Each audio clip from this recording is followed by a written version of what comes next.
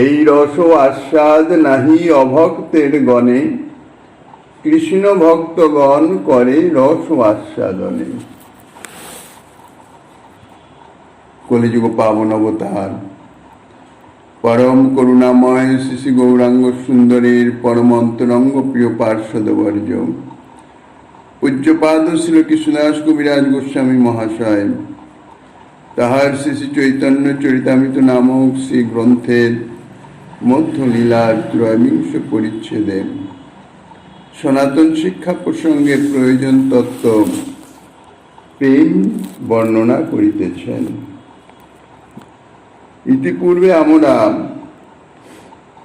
যে ভক্তি রস রস ও আস্বাদন, সেই রস ও আস্বাদন সম্বন্ধে অনুভব করে আস্বাদনের যে সাধন, আস্বাদনের সহায় এবং আস্বাদনের প্রকার, কত রকম প্রকারে রস ও আস্বাদন ভক্তের হয় এ সম্বন্ধে আলোচনার প্রয়াস পেয়েছি। এখন গ্রন্থকার বলছেন এই যে ভক্তিরস আস্বাদন, ভক্তিরস আস্বাদন যেহেতু ভক্তিরস, কাজে একমাত্র ভক্তগণেরই ইহার অধিকার, ভক্তগণই আস্বাদন করতে সমর্থ বা সক্ষম। অভক্তের গণ কখনো এই ভক্তিরস আস্বাদন করতে পারেন না। যাহারা অভক্ত তাহাদের পক্ষে ইহার আস্বাদন সর্বথা অসম্ভব। একমাত্র ভক্তগণই এই ভক্তিরস আস্বাদন করতে পারেন। এখন আমরা ভক্ত কাকে বলবো, ভক্ত কাকে ভাবব? ভগবানের একটু আধটুক নাম গুণাগুণ শ্রবণ কীর্তন করলেই কি আমি ভক্ত হয়ে যাব? এই ভক্তিরস আস্বাদনের যোগ্যতা আমার হবে? সে বিষয়ে বিচার করতে গেলে, অর্থাৎ এই ভক্তিরস আস্বাদনের যোগ্যতা সম্পন্ন ভক্ত, কৃষ্ণ ভক্ত কাকে বলে? বলছেন কৃষ্ণ ভক্ত তাহারাই যাহাদের অন্তঃকরণ শ্রীকৃষ্ণ ভাবে ভাবিত, তাহাদিগকেই বলা হয় কৃষ্ণ ভক্ত। তদ ভাব ভাবিত স্বান্তাহা কৃষ্ণ ভগতা ইতি রীতাহা। তাহলে যাদের অন্তঃকরণ, অর্থাৎ যাদের অন্তঃকরণ মানে মন বুদ্ধি চিত্ত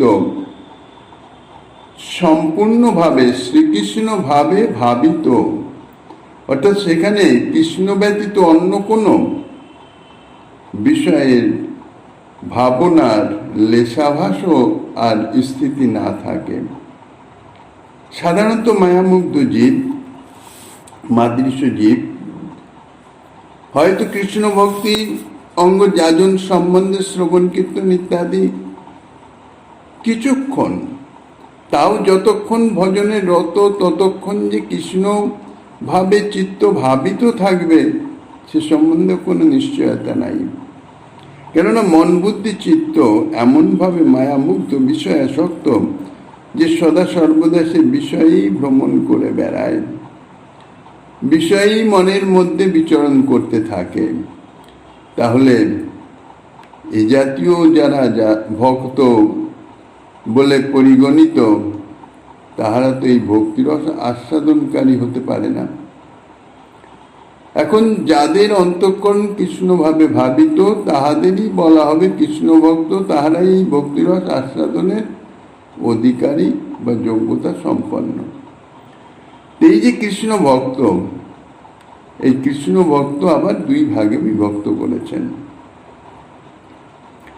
এক হচ্ছে সাধক আর এক হচ্ছে সিদ্ধ। সাধক ভক্ত, সিদ্ধ ভক্ত। এখন শ্রীকৃষ্ণ বিষয়ে যাহারা জাত রতি, অর্থাৎ রতি স্তরে পৌঁছেছেন, অথচ তাহাদের বিঘ্ন সম্যক রূপে নিবৃত্ত হয় নাই, যাহারা কৃষ্ণ সাক্ষাৎকার বিষয়ে যোগ্য, হয়তো এখনো সাক্ষাৎকার হয়ে পারে নাই, তাহারাই হইতেছেন সাধক ভক্ত, তাহারাই সাধক ভক্ত বলে পরিকীর্তিত। তাহলে এখন বিচার করে দেখা যায়, ভজন করতে করতে অনর্থ নিবৃত্তির পরে নিষ্ঠা, রুচি, আসক্তি স্তর অতিক্রম করে রতি স্তরে যখন পৌঁছান সাধক, তখন তাহাকে বলে জাত রতি ভক্ত, যাহাদের রতি জাত হয়েছে। এবং রতি স্তরে পৌঁছানোর পরেও কিন্তু ভজন বিঘ্ন, অর্থাৎ ভজনের যে বিঘ্ন আছে, অনর্থ যাকে বলেন, সে অনর্থ কিন্তু সম্যক নিবৃত্তি হয় নাই। সম্যক নিবৃত্তি অর্থাৎ পুনরায় অনর্থের সম্ভাবনা থাকে।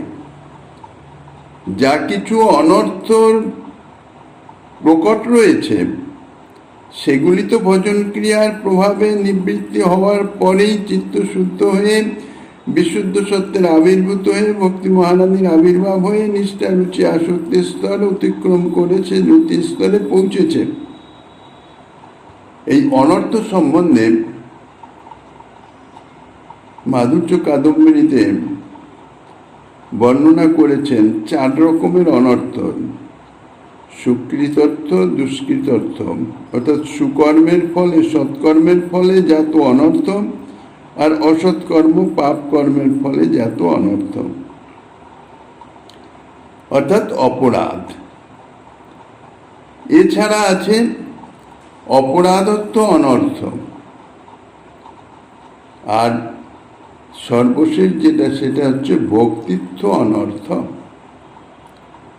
সুকৃতিজাত, দুষ্কৃতিজাত যে অনর্থ, ইহা ভজন ক্রিয়ার প্রভাবে সম্যক রূপে দূরীভূত হলে এবং সেই সঙ্গে সঙ্গে অপরাধত্ব অনর্থ, অর্থাৎ প্রাকতনীয় অপরাধের ফলে যে ভজন বিঘ্ন, যে অনর্থ বিদ্যমান আছে, অপরাধের ক্ষয়ের ফলে ভজন করতে করতে অপরাধ ক্ষয় হয়ে গিয়ে সে অনর্থ দূরীভূত হয়ে যায়। এবার আধুনিকই অনর্থ অর্থাৎ অপরাধ, অর্থাৎ এই জন্মে যা অপরাধ হয়েছে, তাহা যদি জ্ঞাত হওয়া যায় যে কারো কাছে অপরাধ হয়েছে, তাহলে ঠিক তার যথাযথ যথাবিধি যদি প্রতিবিধান করা যায়, তবেই অপরাধ সম্যক রূপে ক্ষয় প্রাপ্ত হয়, তা নইলে তো ক্ষয় হয় না। তারপরে রয়েছে এই অপরাধত্ব অনর্থের পরে যে ভক্তিত্ব অনর্থ। ভক্তি অঙ্গ যাজন করতে করতে এক ধরনের মনোভাবের ফলে অপরাধ এসে, অর্থাৎ অনর্থ এসে উপস্থিত হয়, যেটা রতি স্তরে পৌঁছানোর পরেও তার সম্ভাবনা বিদ্যমান থাকে, যে যাকে বলা হয় ভজন অভিমান। ভজন করতে করতে রতি স্তরে পৌঁছে যাওয়ার পরেও যদি তার চিত্তে কোনো ভজন অভিমানের আভাস এসে উপস্থিত হয়ে যায়, তার থেকেই অপরাধের সৃষ্টি হয়ে যায় এবং অনর্থ হয়ে যায় এবং ভজন বিঘ্ন সৃষ্টি করে। এই জন্যেই বলছেন সাধক ভক্ত জাতরতি, রতি স্তরে পৌঁছেছেন, কিন্তু সম্যক রূপে জাতের বিঘ্ন নিবৃত্তি হয় নাই। জাতরতি ভক্ত কৃষ্ণ সাক্ষাৎকারের যোগ্য, হয়তো কৃষ্ণ সাক্ষাৎকার হয়েওছেন, কিন্তু তারপরেও তার এই ভজন বিঘ্ন অর্থাৎ অপরাধের সম্ভাবনা থেকে যায়। তাহলে এরাই হচ্ছে সাধক ভক্ত, মানে বাস্তব কথা এরাই হচ্ছে ভক্ত। সিদ্ধ তো তার পরবর্তী স্তরে। তাহলে জাতরতি স্তরে অর্থাৎ রতি স্তরে পৌঁছানোর পূর্ব পর্যন্ত সে ভক্ত বলে পরিগণিতই হতে পারে না। যার দৃষ্টান্ত দিয়েছেন শাস্ত্রে বিল্বমঙ্গল তুল্য সাধক সকলই সাধক ভক্ত বলে পরিকীর্তিত। বিল্বমঙ্গল ভগবত সাক্ষাৎকার হয়েছেন, বৃন্দাবনে নিয়ে গেছেন, আর বিল্বমঙ্গলের যে জাতীয় ত্যাগ বা বৈরাগ্য ইত্যাদি সে সম্বন্ধে কথনচিৎ তাহাত শ্রুত আছেন। এই বিল্বমঙ্গলের তুল্য যে ভক্ত তাদের বলছেন সাধক ভক্ত, অর্থাৎ জাতরতি সম্পন্ন ভক্ত। উৎপন্ন রতয় সম্যক নৈর্বিঘ্ন মৌপাগতা কৃষ্ণ সাক্ষাৎকৃত যোগ্যা সাধকা পরিকীর্তিতা। বিল্বমঙ্গল তুল্যা যে সাধকাস্তে পরিকীর্তিতা প্রকীর্তিতা। ভক্তি রসামৃততে এই সাধক ভক্ত সম্বন্ধে একবারে নাম উল্লেখ করে দিয়েছেন। বিল্বমঙ্গল তুল্য, অর্থাৎ বিল্বমঙ্গল বা বিল্বমঙ্গলের মতন স্তরে যে সমস্ত ভক্ত পৌঁছেছেন তাহারাই হচ্ছে সাধক ভক্ত। আর যাহাদের অবিদ্যা অস্মিতা আদি সমস্ত ক্লেশ অনর্থ দূরীভূত হয়ে গেছে, যাহারাই সদা সর্বদাই কৃষ্ণ সম্বন্ধনীয় কর্মই করেন এবং যাহারা সর্বদাই প্রেম ও সৌখ্যাদি আস্বাদন পরায়ণ, অর্থাৎ প্রেম স্তরে পৌঁছে গেছেন। রতির পরবর্তী স্তর তো প্রেম, রতি গাঢ় হলে তাহার ধরে প্রেম নাম, অর্থাৎ রতি স্তরে প্রেম আরো সুপরিপক্ক হয়ে প্রেম স্তরে, অর্থাৎ সে প্রেম নামে তখন আখ্যায়িত হয়। সেই প্রেম স্তরে যারা পৌঁছেছেন প্রেমী ভক্ত তাহারাই বলা হয় সিদ্ধ ভক্ত। অভিজ্ঞতা খিল ক্লেশা সদা কৃষ্ণাশ্রিত ক্রিয়া সিদ্ধা সুসন্তত প্রেম সখ্যা সাধ পরায়ণ। এই যে সিদ্ধ ভক্ত, অর্থাৎ সেই সাধন করে করে সিদ্ধ স্তরে প্রেম স্তরে পৌঁছালেন না অন্য কোনোভাবে প্রেম স্তরে পৌঁছে আছেন, তা সেটি বিচার করে যারা প্রেম স্তরে পৌঁছে গেছেন তাদেরই বলা হয় সিদ্ধ ভক্ত। এই সিদ্ধ ভক্ত তিন ভাগে বিভক্ত আছেন। এক হচ্ছে সাধন সিদ্ধ, দ্বিতীয় হচ্ছে কৃপা সিদ্ধ, আর তৃতীয় হচ্ছে নিত্য সিদ্ধ। সাধন সিদ্ধ যাহারা সাধন করে ক্রম পর্যায়ে অতিক্রম করে ধীরে ধীরে ধীরে ধীরে গিয়ে সিদ্ধ স্তরে অর্থাৎ প্রেম স্তরে পৌঁছেছেন, তাহারাই হচ্ছে সাধন সিদ্ধ।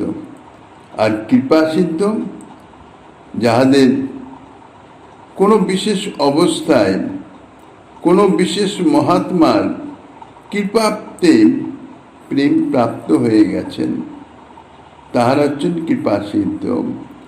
আর যাহারা নিত্য সিদ্ধ তারা অনাদিকাল থেকেই সিদ্ধ হয়ে আছেন, অনাদিকাল থেকেই তাহারা শ্রীকৃষ্ণ সেবায় রত আছেন। বলেছেন তো যাহারা সর্বদাই প্রেম ও সখ্যাদি আস্বাদন পরায়ণ, অর্থাৎ সদা সর্বদাই প্রেমে বিভাবিত হয়ে ভগবত সেবায় রত আছেন, সেবারস আস্বাদন করিতেছেন। তা অনাদিকাল থেকে যারা বিদ্যমান আছেন, জীব সম্বন্ধে ইতিপূর্বে বলেছে এক নিত্য মুক্ত এক নিত্যবদ্ধ, তাই নিত্য মুক্ত যারা তাহারাই নিত্য সিদ্ধ। এখন এই উক্তিসমূহ থেকে এটাই বোঝা যায় যে একমাত্র সিদ্ধ ভক্তদের পক্ষেই সদা সর্বদা কৃষ্ণ ভক্তিরস আস্বাদন সম্ভব। আর জাতরতি সাধক ভক্তের মধ্যে যাহাদের আত্যন্তিকী অনর্থ নিবৃত্তি হয়েছে তাদের পক্ষেও ভক্তিরস আস্বাদন সম্ভব হতে পারে। তাহলে যে ভক্তিরস সম্বন্ধে ইতিপূর্বে আলোচনা হয়েছে সেই রস আস্বাদনের যোগ্যতা কি জাতীয় ভক্তের, ভক্ত কোন স্তরে পৌঁছালে তবে ভক্তিরস আস্বাদন করতে পারবেন তাহা এখানে পরিষ্কার করে বলে দিয়েছেন। ভক্তি রসামৃত সিন্ধু গ্রন্থে শ্রী গোস্বামীপাদ বলছেন, যাহারা ভক্তি বিষয়ে আদর পরিত্যাগ করে ফল্গু বৈরাগ্য মাত্র ধারণ করেছেন, কিংবা শুষ্ক জ্ঞানের অভ্যাসে তৎপর, কিংবা যাহারা তার্কিক তর্ক পরায়ণ, কর্মকাণ্ড পরায়ণ বা নির্বিশেষ ব্রহ্মানুসন্ধানকারী, অর্থাৎ কর্মী, জ্ঞানী, যোগী, তপস্বী, ন্যাসী ইত্যাদি যে সমস্ত অন্যান্য সাধন পরায়ণ,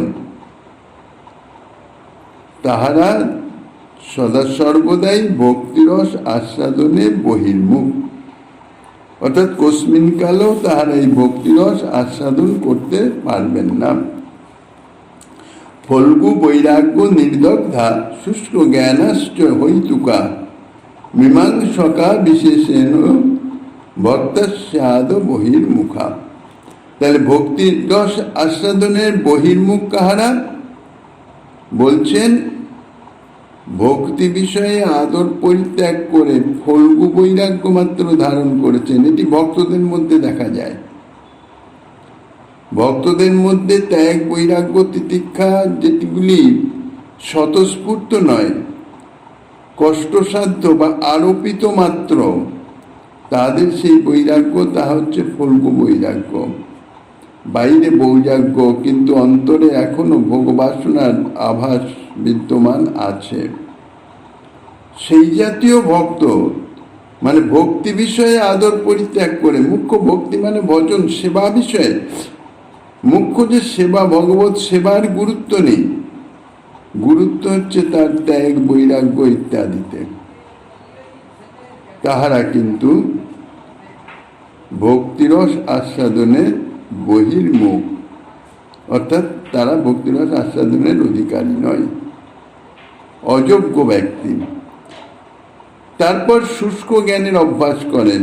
শুষ্ক জ্ঞান জ্ঞানমার্গের সাধক, যাহারা তার্কিক অর্থাৎ পণ্ডিত ব্যক্তি, শাস্ত্র চর্চা ইত্যাদি করেন, তর্ক করেন, নিজের মত প্রতিষ্ঠা ইত্যাদির দিকেই বেশ ব্যস্ত বিদ্যমান, অথবা যাহারা কর্মী, যাগযজ্ঞ ইত্যাদি, অথবা নির্বিশেষ ব্রহ্মানুসন্ধানকারী, এরা অর্থাৎ অন্য কোনো সাধনে যারা রত আছেন, তারা এই ভক্তিরস আস্বাদনে তাদের পরিষ্কার বলে দিয়েছেন, তাহারা বহির্মুখ। ইতিপূর্বে এই ভক্তিরস আস্বাদন সম্বন্ধে যে ভক্তিরসামৃত সিন্ধুর শ্লোকের উদ্ধৃতি দিয়েছেন, সেই শ্লোকের আলোচনায় দেখা গেছে, যাহাদের চিত্তে শুদ্ধ সত্যের আবির্ভাব হয় নাই, অর্থাৎ সম্মুখরূপে অনর্থ নিবৃত্তি হয় নাই, চিত্ত এখনো প্রাকৃত গুণে রঞ্জিত আছে। কারণ গুণাতীত হওয়ার পরেই তারপরেই শুদ্ধ সত্যের আবির্ভাব হয়। চিত্ত শুদ্ধ হলে তারপরেই শুদ্ধ সত্যের আবির্ভাব হয়। তাহলে যাহাদের চিত্তে সেই শুদ্ধ সত্যের আবির্ভাব হয় নাই, তাহারা ভক্তিরসের আস্বাদনে অযোগ্য ব্যক্তি। ভক্ত ব্যতীত অন্য কাহারও চিত্তই তো শুদ্ধ সত্যোজ্জ্বলতা লাভ করতে পারে না, এবং অন্য কাহারও চিত্তেই রতির সহিত বিভাবাদির মিলন হতে পারে না। তাই ভক্ত ব্যতীত অন্য কেহ, অন্য কোনো ধরনেরই সাধক, তাহারা এই ভক্তিরস আস্বাদনের যোগ্য নহে। যে কোনো সাধনই হোক না কেন, ভক্তির সাহচর্য তাকে নিতেই হবে। ভক্তির সাহচর্য ব্যতীত কোনো সাধনই ফল প্রদান করেন না।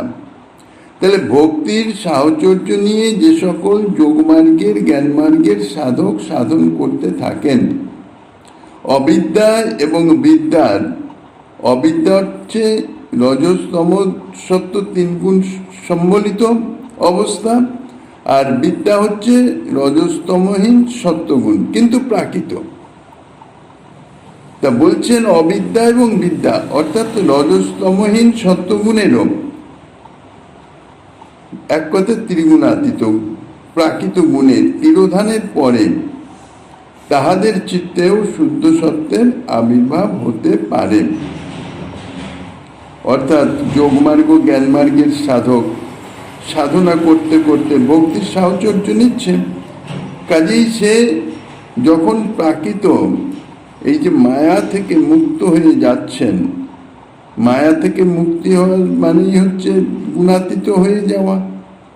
তাহলে প্রাকৃত গুণ মায়িক গুণ থেকে সে মুক্ত হয়ে যাচ্ছে। আর মায়িক গুণ থেকে মুক্ত হলে, চিত্ত শুদ্ধ হয়ে গেলে সেই চিত্তের শুদ্ধ সত্যের আবির্ভাব হতে পারে। এটা স্বাভাবিক, কেননা শুদ্ধ সত্য হচ্ছে অপ্রাকৃত চিন্ময়।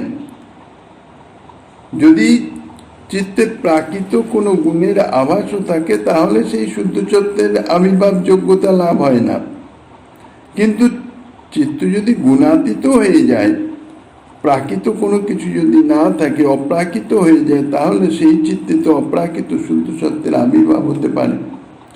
তাহলে শুদ্ধ সত্যের আবির্ভাব যদি হয় যোগমার্গ জ্ঞানমার্গ সাধকের, তাহলে তারা কি ভক্তিরস আস্বাদনের যোগ্য হবে না?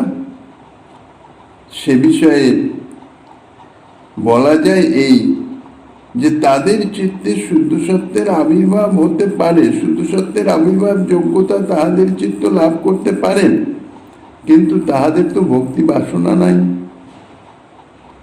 কৃষ্ণ সেবা বাসনা নাই। এই বাসনা না থাকার জন্যে সেই শুদ্ধ সত্য রতিরূপে তো পরিণত হতে পারবে না। আর যতক্ষণ রতিরূপে না পরিণত হচ্ছে ততক্ষণ পর্যন্ত তো ভক্তি রস আস্বাদন হবে না। কেননা এই রতি হচ্ছে সেবা বাসনা। শুদ্ধ সত্য তাহাদের চিত্তে আবির্ভাব হতে পারে ঠিকই, কিন্তু যেহেতু তাহাদের কোনো সেবা বাসনা নাই, এই জন্যে তাহাদের চিত্তে এই শুদ্ধ সত্য রতিরূপে পরিণত হতে পারে না। সুতরাং বিভাবাদীর স্ফূর্তিও সেই চিত্তে অসম্ভব। এইরূপে স্থায়ী ভাব এবং বিভাবাদীর অভাবে শুদ্ধ সত্যের আবির্ভাব সত্ত্বেও যোগী বা জ্ঞানীর চিত্তে ভক্তিরস সিদ্ধ হতে পারে না। তাই তাহাদের পক্ষেও ভক্তিরস আস্বাদন অসম্ভব। এই কথার সপক্ষে প্রমাণ স্বরূপ একটি শ্লোকের উদ্ধৃতি দিয়েছেন। সর্বথৈব দুরূহয় ম ভক্তৈ ভগবৎ রস তৎপাদাম্বুজ সর্বস্বৈ ভক্তৈ দেবানুরস্যতে। অর্থাৎ এই ভক্তিরস অভক্তগণের পক্ষে সর্বপ্রকারেই দুষ্প্রাপ্য, কিন্তু কৃষ্ণ কৃপা পাদাম্বুজ যাহাদের সর্বস্ব, তাহাদেরই ইহা নিরন্তর আস্বাদন হয়ে থাকে, নিরন্তর আস্বাদন হয়ে থাকে। তাহলে দেখা যাচ্ছে যে চিত্ত অপ্রাকৃত হয়ে গেলেও যে ভক্তিরস আস্বাদন হবে তা নয়, সেবা বাসনা সেটি চিত্তে বিদ্যমান থাকা চাই। তাহলে এই যে রতি অর্থাৎ শুদ্ধ সত্য রতিতে পরিণত হচ্ছে এবং সেই রতি বিভাব অনুভব ইত্যাদির সঙ্গে মিলিত হয়ে রসে পরিণত হচ্ছে। যতক্ষণ রসে না পরিণত হচ্ছে ততক্ষণ তো রস আস্বাদন হচ্ছে না। তা বিভাব অনুভব ইত্যাদির সঙ্গে মিলিত হয়ে এই রতি রসে পরিণত হয়, তখন তা আস্বাদন চমৎকারিত্ব প্রদান করে এবং এই রস আস্বাদন সে সেব্য এবং সেবক উভয়ই করে থাকেন। সংক্ষেপে কহিল এই প্রয়োজন বিবরণ, পঞ্চম পুরুষার্থ এই কৃষ্ণ প্রেমধন। প্রয়োজন তত্ত্ব বা প্রয়োজনের প্রেমের যে বিবরণ, প্রয়োজন তত্ত্ব প্রেম, যে কৃষ্ণ প্রেমের জীবের একান্ত প্রয়োজন স্বরূপানুবন্ধী সেবা প্রাপ্তির নিমিত্ত, সেই প্রয়োজন তত্ত্ব প্রেমের বিবরণ সম্বন্ধে শ্রীমন মহাপ্রভু বলছেন সংক্ষেপে কহিল, অতি সংক্ষেপে সেই প্রেমের সম্বন্ধে বলা হলো। বলছেন পঞ্চম পুরুষার্থ এই কৃষ্ণ প্রেমধন। এই কৃষ্ণ প্রেম ধনকে বলছেন পঞ্চম পুরুষার্থ। সাধারণত চারি পুরুষার্থ আছে, ধর্ম অর্থ কাম মোক্ষ। এই চারি পুরুষার্থের সাধন প্রায় সকলেই করতে পারেন, কিন্তু এই চারি পুরুষার্থের অতীত এই কৃষ্ণ প্রেম, অর্থাৎ এই চারি পুরুষার্থের সাধনকামী সাধক যারা তাহারা এই কৃষ্ণ প্রেমের ধারের কাছেও পৌঁছাতে পারবেন না। সেই জন্য এই কৃষ্ণ প্রেম এক স্বতন্ত্র পুরুষার্থ, তাই বলছেন পঞ্চম পুরুষার্থ।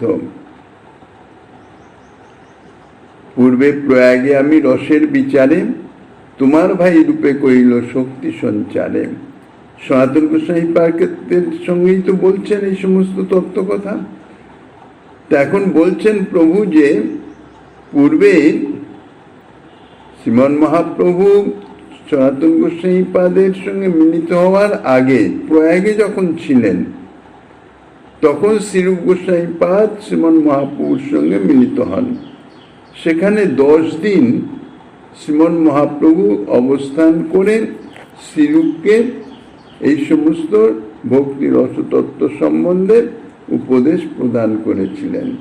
ভক্তিতত্ত্ব, রসতত্ত্ব ইত্যাদি সম্বন্ধে অনেক উপদেশ প্রদান করেন, যাহা 49 পরিচ্ছেদে কবিরাজ গোস্বামীপাদ বর্ণনা করেছেন, যাহাকে শ্রীরূপ শিক্ষা বলে আখ্যা দেওয়া হয়।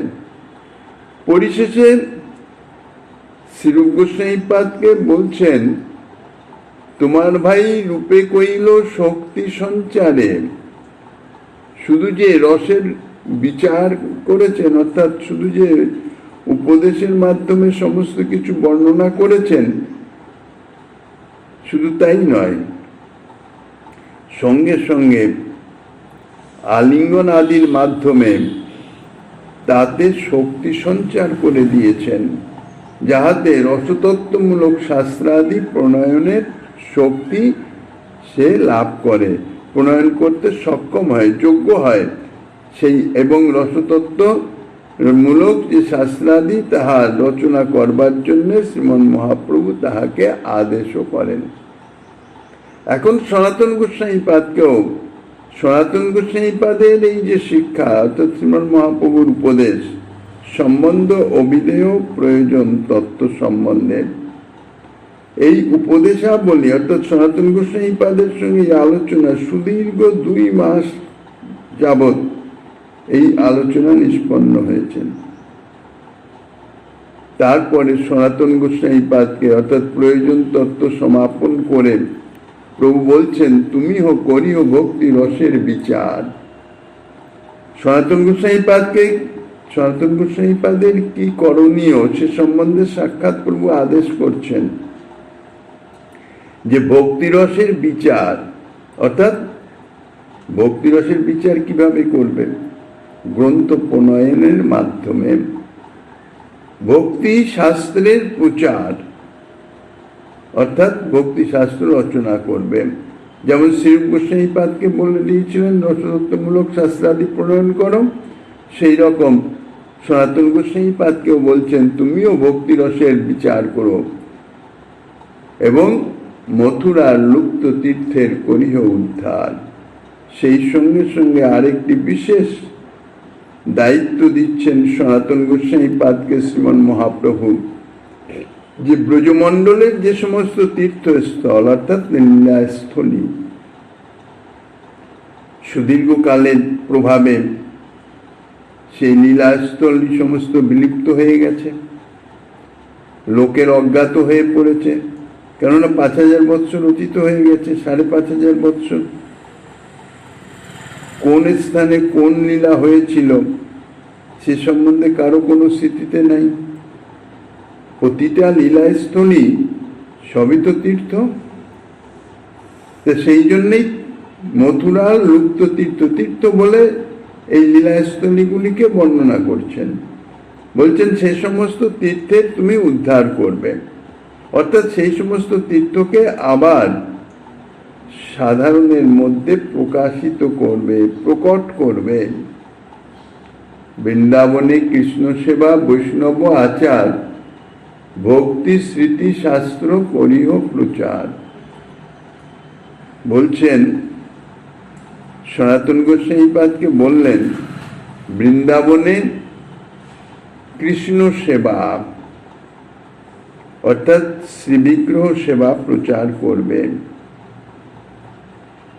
মূর্তি সেবা, বিগ্রহ সেবা সেটি প্রচার করবে। সেই সঙ্গে সঙ্গে বৈষ্ণব আচার, বৈষ্ণবদের আচার কিরকম হওয়া উচিত সেই আচার সম্বন্ধে গ্রন্থ রচনা করে ভক্তি স্মৃতি শাস্ত্র করিহ প্রচার। বৈষ্ণবদিগের জন্য যে স্মৃতিশাস্ত্র, এমনি সর্বসাধারণের জন্য স্মৃতিশাস্ত্র আছেন, কিন্তু বৈষ্ণবদের যেহেতু অন্যান্য সাধনকামীদের, অন্যান্য সাধন মার্গীয় যারা, তাদের সঙ্গে এই ভক্তের যে সাধন প্রক্রিয়া ইত্যাদি বা ভক্তের যে প্রাপ্য বিষয় তাহার পৃথকত্ব আছে, তাহলে তাহাদের আচরণেরও পৃথকত্ব থাকা উচিত। এই জন্যেই সাধারণ সকলের অন্যান্য সাধকবর্গে তাহাদের সদাচার থাকা চাই, কিন্তু বৈষ্ণবদের জন্য সদাচার তো থাকবেই, সেই সঙ্গে সঙ্গে এই ভক্তি সাধনের জন্যে আরো কিছু বিশেষ আচারের অপেক্ষা আছে, আচারের বিধিনিষেধের অপেক্ষা আছে, যার জন্য সেগুলিকে বলা হচ্ছে বৈষ্ণব আচার। সেই বৈষ্ণব আচার কি? সনাতন গোস্বামী পাদের উপরে দায়িত্ব দিচ্ছেন, তুমি তাহা প্রচার করবে। এবং এখন তুমি যে কয়দিন প্রকট থাকবে সে কয়দিন নয় মুখে মুখে প্রচার করে দিলেই করলে, তার জন্য তো প্রামাণিক কিছু তো চাই, বিদ্যমানতা চাই। এই জন্যে তুমি স্মৃতিশাস্ত্র প্রচার করবে বৈষ্ণব দিগের জন্যে। বৈষ্ণব দিগের যে সমস্ত করণীয় আচরণীয় যা কিছু সে সম্বন্ধ বর্ণনা করে বৈষ্ণবীয় স্মৃতিশাস্ত্র তুমি প্রচার করবে, রচনা করবে। যুক্ত বৈরাগ্য স্থিতি সব শিখাইল, শুষ্ক বৈরাগ্য জ্ঞান সব নিষে দিল। এইভাবে সনাতন গোস্বামী পাদকে ভক্তির মুখ্য হইতেছে বৈরাগ্য। বৈরাগ্য না হলে তো ভক্তি লাভ হবেই না, ভক্তি সাধনও হবে না। এখন এই বৈরাগ্য সম্বন্ধে শ্রীমন মহাপ্রভু সনাতন গোস্বামী পাদকে বিশেষভাবে শিক্ষা প্রদান করেছেন। তাই বলছেন, যুক্ত বৈরাগ্য স্থিতি সব শিখাইল। যুক্ত বৈরাগ্য হচ্ছে ভক্তির উপযোগী বৈরাগ্য, অর্থাৎ যে বৈরাগ্য পালন করলে ভক্তি লাভ হয়, ভক্তি সাধনের অনুকূলতা হয়, সেই বৈরাগ্য তাকে বলছেন যুক্ত বৈরাগ্য। বৈরাগ্য কাকে বলে? বৈরাগ্য শব্দের অর্থ হচ্ছে আসক্তি শূন্যতা, আর যুক্ত শব্দের অর্থ এখানে ভক্তির উপযুক্ত। অর্থাৎ আসক্তি শূন্যতা সেই রকমই ভাবে প্রচার করবে বা প্রকাশ হওয়া চাই যাহা ভক্তি বিকাশের অনুকূল, ভক্তির উপযুক্ত। ভক্তির উপযুক্ত অর্থাৎ ভক্তি বিকাশের অনুকূল যতটা বৈরাগ্য, অর্থাৎ যতটা আসক্তি শূন্যতা, তাই হইতেছে যুক্ত বৈরাগ্য। যার অন্তরে শ্রীকৃষ্ণের নিষ্ঠা আছে, কিন্তু বাইরে যিনি বিষয়কর্মাদি করিতেছেন, অথচ ওই বিষয়কর্মেতে যাহার কোনরূপ আসক্তি নাই, শুধুমাত্র শ্রীকৃষ্ণ সেবার আনুকূল্যার্থই বিষয়কর্ম করিতেছেন, তাহাও সেই বিষয়কর্মের মধ্যেও কিছুটা সীমাবদ্ধতা আছে। কিরকম সীমাবদ্ধতা? যতটুকু বিষয়কর্ম না করলে ভক্তির অনুষ্ঠানটি রক্ষা করা যায় না। ভক্তির অনুষ্ঠান বলতে এই শ্রবণ কীর্তন অর্চন বন্দন ইত্যাদি যত কিছু ভক্তি পুষ্টি লাভ করার জন্য যে সমস্ত ক্রিয়াকর্ম তাই হচ্ছে ভক্তির অনুষ্ঠান। সাধু সেবা, বৈষ্ণব সেবা, নাম সংকীর্তন, ভাগবত শ্রবণ ইত্যাদি শ্রীমন মহাপ্রভু যাহা ইতিপূর্বে বলেছেন, তাহলে সেগুলি হচ্ছে ভক্তির অনুষ্ঠান। এই ভক্তির অনুষ্ঠান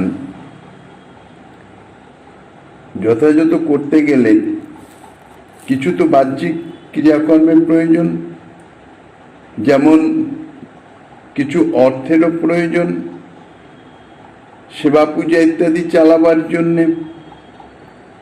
তাহলে এই যে বাহ্যিক ক্রিয়াকর্ম যতটুকু করা হবে, বলছেন শুধুমাত্র কৃষ্ণ সেবার আনুকূল্যার্থেই বিষয়কর্ম করবেন।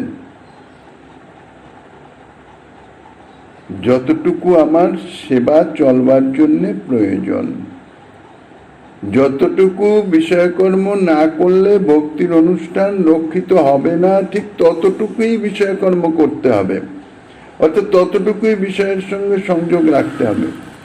বিষয়কে রক্ষা করবার জন্য অনেক সময় দেখা গেছে অর্থ উপার্জনের জন্যে হয়তো সে কর্ম করিতেছে, এখন এমন এমন পরিস্থিতি এসে যায় যে তার সেই কর্ম রক্ষার জন্য আরো বেশি কর্ম করতে হয়। সেটা তার প্রয়োজন নাই, না হলেও চলবে, কিন্তু এই বিষয়কর্মকে রক্ষা করবার জন্যে আরো বেশি বিষয়কর্ম করতে হয়। এটা কর্মের একটা বিষয়ের একটা স্বভাব আছে, সে তার মধ্যেই বেশি আকর্ষণ করে। কিন্তু যিনি যুক্ত বৈরাগ্য সম্পন্ন, তিনি কিন্তু অতিরিক্ত বিষয়কর্মকে স্বীকার করবেন না। যতটুকু তার প্রয়োজন, অনেক দেখা গেছে এরকম যারা ভক্ত প্রকৃতি, তারা বিষয়কর্ম করেন, কিন্তু যতটুকু অর্থের প্রয়োজন ততটুকু অর্থ যেই, অর্থাৎ ব্যবসা বা কর্ম বা ইসের মাধ্যমে সেটুকু যেই তার প্রাপ্তি হয়ে গেল, সঙ্গে সঙ্গে কর্মবন্ধ, আর তার উপরে আর এক পয়সাও উপার্জনের জন্য তিনি বিষয়কর্ম করেন না। ঠিক সেই রকম যতটুকু বিষয়কর্ম না করলে তার অনুষ্ঠান রক্ষা হবে না, ততটুকুই বিষয়কর্ম যিনি করিতেছেন তাহাকে, অর্থাৎ তাহার যে বৈরাগ্যকে, বৈরাগ্য অর্থাৎ তাহার এই যে আসক্তি শূন্যতা, কিরকম আসক্তি শূন্যতা, আরো বিষয়ে সে প্রাপ্ত হওয়ার সুযোগ পাচ্ছে, কিন্তু সে তাহা গ্রহণ করছে না, তাহাতে তার বিন্দুমাত্র কোনো আসক্তি নাই। এই যে আসক্তি শূন্যতা, এই যে বৈরাগ্য, একেই বলা হচ্ছে যুক্ত বৈরাগ্য। যাবৎ নির্বাহ প্রতিগ্রহ, ইতিপূর্বে বলেছেন, যাবৎ নির্বাহ প্রতিগ্রহ অর্থাৎ যতক্ষণ পর্যন্ত, যে পর্যন্ত আমার ভক্তি অনুষ্ঠান বা আমার জীবনযাত্রায় দেহযাত্রা ইত্যাদি নির্বাহ হবে, ঠিক ততক্ষণ পর্যন্ত প্রতিগ্রহ অর্থাৎ আমি গ্রহণ করব, তার থেকে অতিরিক্ত কিছুই নয়। আর সেই সঙ্গে যুক্ত বৈরাগ্যের আরেকটি বিষয় হচ্ছে এই যাবৎ নির্বাহ প্রতিগ্রহের সঙ্গে কৃষ্ণার্থে অখিল চেষ্টা, এটি কিন্তু যুক্ত আছে। এই যে বিষয়কর্ম ইত্যাদি যতটুকু আমার প্রয়োজন সেটি গ্রহণ করব, সেটিও কিন্তু কৃষ্ণার্থে, শ্রীকৃষ্ণের নিমিত্ত, শ্রীকৃষ্ণের সেবা নিমিত্ত, ভক্তির অনুকূলতা রক্ষাকারী এমন কোনো বিষয়কর্ম করব না যাহাতে আমার মন ভক্তির পরিপন্থী দিকে চলে যেতে পারে। বিষয়কর্মের মধ্যেও, অর্থাৎ বিষয়কর্ম বলতে সাধারণত অর্থের প্রয়োজন, অর্থ উপার্জনটাই বেশি বুঝায়। এখন সেই অর্থ উপার্জন এমন ভাবে, এমন রাস্তায় করব না যাহাতে কৃষ্ণ সম্বন্ধ শূন্য। এই জন্য এর সঙ্গে এটা জুড়ে দিয়েছেন কৃষ্ণার্থে অখিল চেষ্টা, তার যাহা কিছু চেষ্টা, যাহা কিছু আচরণ সব শ্রীকৃষ্ণের নিমিত্ত, শ্রীকৃষ্ণের সঙ্গে সম্বন্ধ যুক্ত হওয়া চাই। শ্রীকৃষ্ণ সম্বন্ধ শূন্য নয়, তাই হচ্ছে কৃষ্ণার্থে অখিল চেষ্টা। এই যে যুক্ত বৈরাগ্য বলছেন, যুক্ত বৈরাগ্য স্থিতি সব শিখাইল। যুক্ত বৈরাগ্য স্থিতি মানে যুক্ত বৈরাগ্যের স্থায়িত্ব। এই যুক্ত বৈরাগ্য কি করে স্থায়িত্ব লাভ করা যায়, অর্থাৎ ভক্তের জীবনে এটি বজায় থাকে। কেননা মায়ার প্রভাব অত্যন্ত বেশি, কখন কোন দিকে তাকে টেনে নিয়ে যাবে, মনের মধ্যে বিচার বুদ্ধি এমন ভাবে এসে যাবে, আসে এগুলি। ভক্তি অনুষ্ঠান অনেক রকমের আছে, কিন্তু সব ভক্তির অনুষ্ঠান আমার প্রয়োজন কিনা সেটাও আমার বিচার্য। অনেকে এরকম বলেন অর্থ উপার্জন অতি সহজভাবেই হচ্ছে, অনেক সময় এমন পরিস্থিতি হয় সেটা না করলেও হয় না। তা অতিরিক্ত অর্থ যা আসছে আমার যতটুকু প্রয়োজন আমি আমার কাজে লাগালাম, বাকি দিয়ে সাধু সেবা, সন্ত সেবা, ভগবত সেবায় লাগিয়ে দিলাম। কিন্তু সেটি যথার্থ নয়, যুক্ত বৈরাগ্য নয়। কেননা সেক্ষেত্রে হবে কি, ধীরে ধীরে তার মনকে সেই দিকে আকর্ষণ করে নিয়ে যেতে পারে, যার ফলে তার যে যুক্ত বৈরাগ্য অর্থাৎ যাবৎ নির্বাহ প্রতিগ্রহ বা যতটুকু প্রয়োজন ততটুকুই গৃহীত, তার তদতিরিক্ত একদম নয়।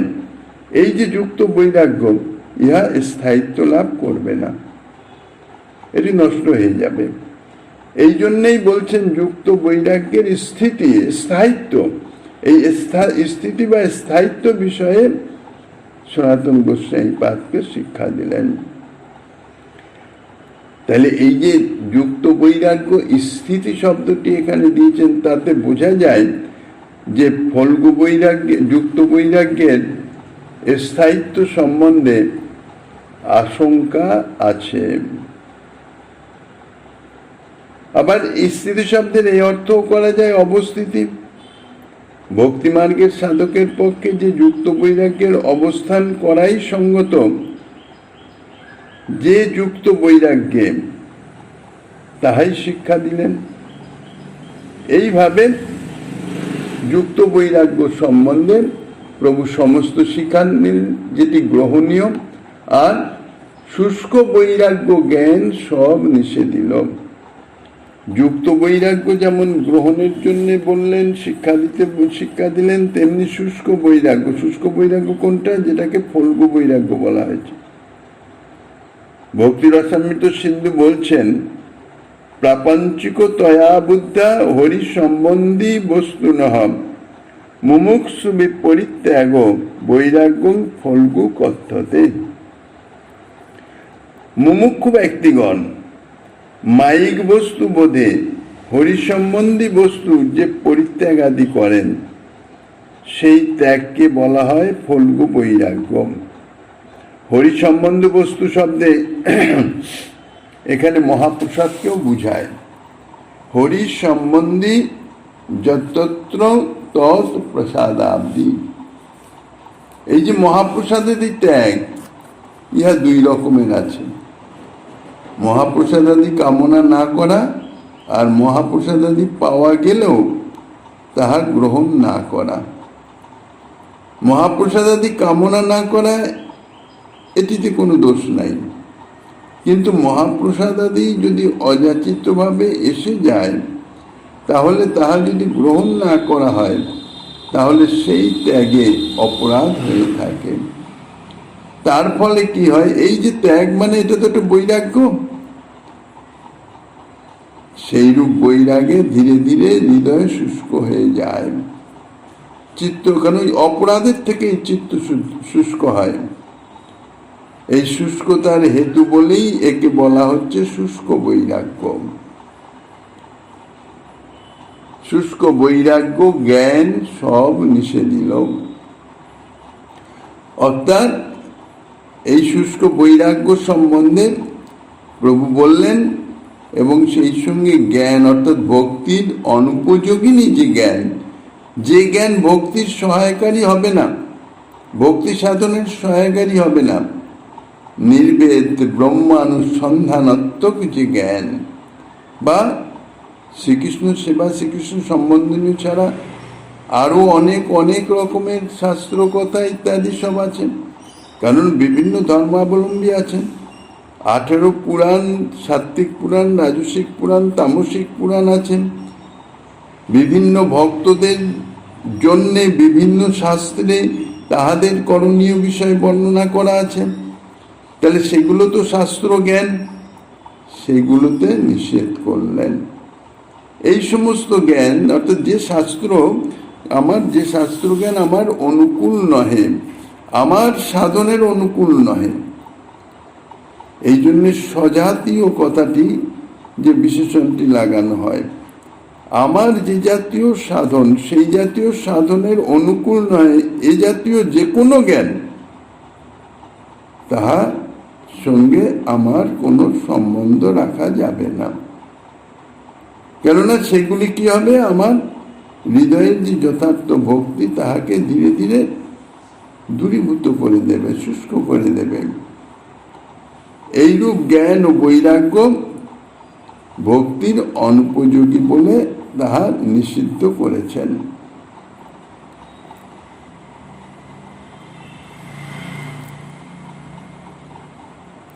ভক্তির অসাম্মিত সিন্ধুতে বলছেন, অনাসক্তস্য বিষয়ান যথার্থ মুপযুঞ্জতঃ নির্বন্ধ কৃষ্ণ সম্বন্ধে যুক্তং বৈরাগ্যম উচ্যতে।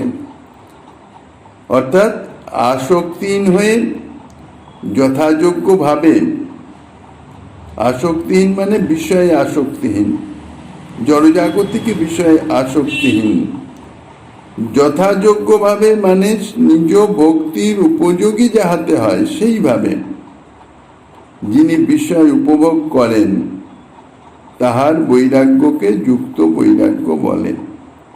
এই যুক্ত বৈরাগ্য থেকেই শ্রীকৃষ্ণের সম্বন্ধে আগ্রহ, অর্থাৎ তাহার যে শ্রীকৃষ্ণ সেবা সম্বন্ধে যে লালসা, আকাঙ্ক্ষা, উৎকণ্ঠা, তাহা প্রাপ্ত হয়, তাহা জাত হয়। তাহলে এই যে যুক্ত বৈরাগ্য ইত্যাদি, তার সম্বন্ধে এটি হচ্ছে দৃষ্টান্ত।